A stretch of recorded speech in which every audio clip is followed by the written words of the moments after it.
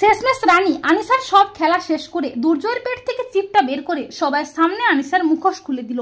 হ্যাঁ বন্ধুরা, আমরা এমনটাই দেখতে পাবো তোমাদের রানী ধারাবাহিকের আগামী পর্বগুলোতে। রানী দুর্জয়ের অপারেশনটা করে ট্রান্সমিটার ও বোমটা বের করতে তার এক বিশ্বস্ত ডক্টরের সাহায্যে সমস্ত ব্যবস্থা করে ফেলে। এরপর রানী রিতমকে ফোন করে বলে দেয় যে কিভাবে আনিসার চোখের আড়াল করে দুর্জয়কে নিয়ে আসতে হবে। এমনকি পিকলুকেও সব প্ল্যান ঠিকমতো বুঝিয়ে দেয় রানী। এরপর রিতম রানীর প্ল্যান মতো দুর্জয়কে ইমোশনালি ব্ল্যাকমেল করে বাড়ির বাইরে নিয়ে যায়। অপরদিকে আনিসা কিন্তু সবটা শুনতে পায়। আনিসা বলে এসব কিছু রানীর চাল নয় তো। এই বলে আনিসা তার ভাড়া করা গুন্ডাদের পাঠায় দুর্জয়ের ওপর নজর রাখতে।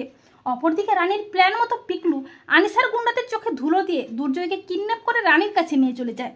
এরপর আনিসার গুন্ডারা আনিসাকে ফোন করে জানায় দুর্জয়কে কেউ যেন কিডন্যাপ করে নিয়ে চলে গেছে। তা শুনে আনিসা প্রচন্ড ভয় পেয়ে যায়।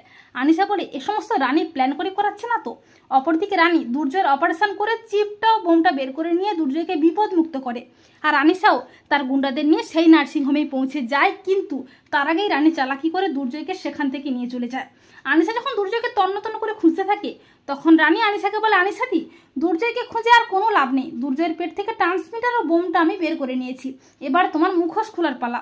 এরপর আনিসা চালাকি করে নিজেকে বাঁচাতে সেনগুপ্ত বাড়িতে গিয়ে সবার কাছে নাটক করে বলে জয়কে কেউ যেন কিডন্যাপ করে নিয়ে চলে গেছে।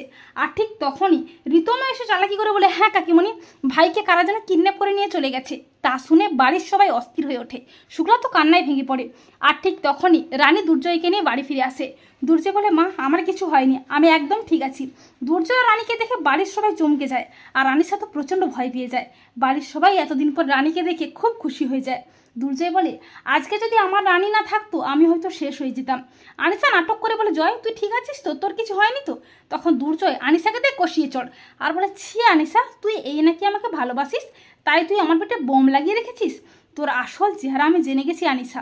এরপর রানী বাড়ির সবাইকে জানায় আনিসার সমস্ত কুকীর্তি। তখন আনিসা নিজেকে বাঁচাতে নাটক শুরু করে। আনিসা বলে না, রানী যা বলছে সব মিথ্যে। আর ঠিক তখনই সব প্রমাণ নিয়ে হাজির হয় পিকলু। পিকলু বলে যে সেদিন ওই আনিসার কথায় টাকার লোভে পড়ে আমি রানী দুর্জয়ের সম্পর্কটা ভেঙেছি। আর রানী বলে ওই আনিসাই আমাকে রথের দিন বোম ব্লাস্ট করে মেরে ফেলতে চেয়েছিল, এমনকি ও দুর্জয়কেও ছাড়েনি, দুর্জয়ের পেটে চিপ ও বোম লাগিয়ে রেখেছিল। এই কথা শুনে বাড়ির সবাই তো চমকে যায়। দুর্জয় বলে ওকে এক্ষুনি পুলিশে দিতে হবে। দুর্জয় বলে ওর জন্য আমি আমার রানীকে ভুল বুঝে দূরে ঠেলে দিয়েছিলাম। এই বলে দুর্জয় রানীর কাছে ক্ষমা চেয়ে রানীকে কাছে টেনে নেয়। আর পিকলুর দেওয়া প্রমাণ ও বয়ানের উপর ভিত্তি করে আনিসাকে পুলিশ অ্যারেস্ট করে। তো বন্ধুরা, তোমরা এটাই চাও তো যে আনিসাকে জেলে পাঠিয়ে যেন আমাদের দুর্জানি আবারও এক হয়, আর এভাবেই যেন আমাদের দুর্জানি আমাদের কাছে বারবার ফিরে ফিরে আসে? কমেন্ট করে এক্ষুনি জানিয়ে দাও তোমাদের মতামতটি।